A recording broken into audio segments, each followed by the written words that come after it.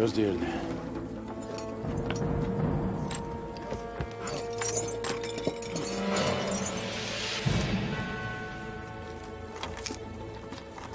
Vural abi. Ne yaptığını sanırsın sen? Bu kadar fazla.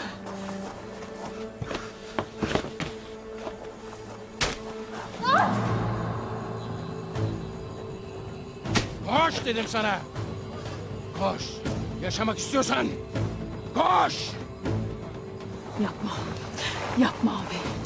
Koş hadi. Koş dedik. Abi yapma.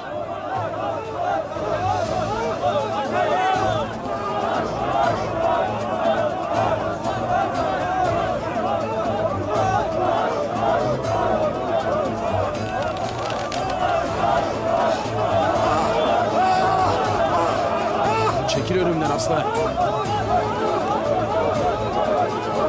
Çekil!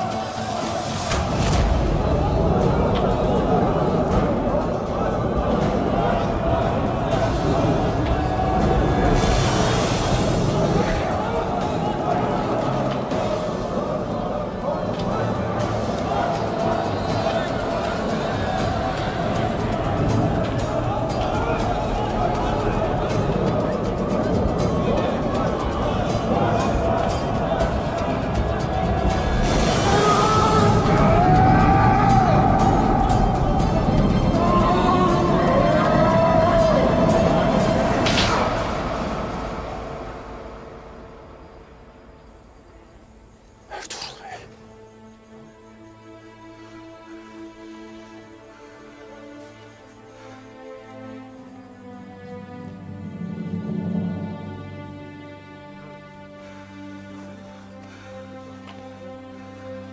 Senin için kaç altın ister? 5 altın. Ardından gel. Beyim. O adam beni öldürür. Ben yanındayken sana kimse dokunamaz. Ardından gel.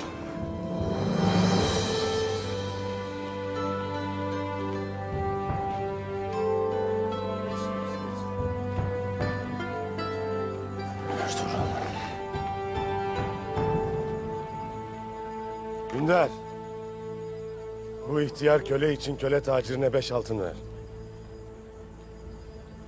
O köle benim Ertuğrul Bey. Çoktan satın aldım.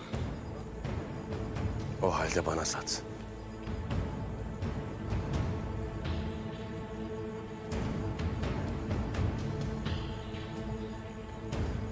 O köle için kaç altın istersin?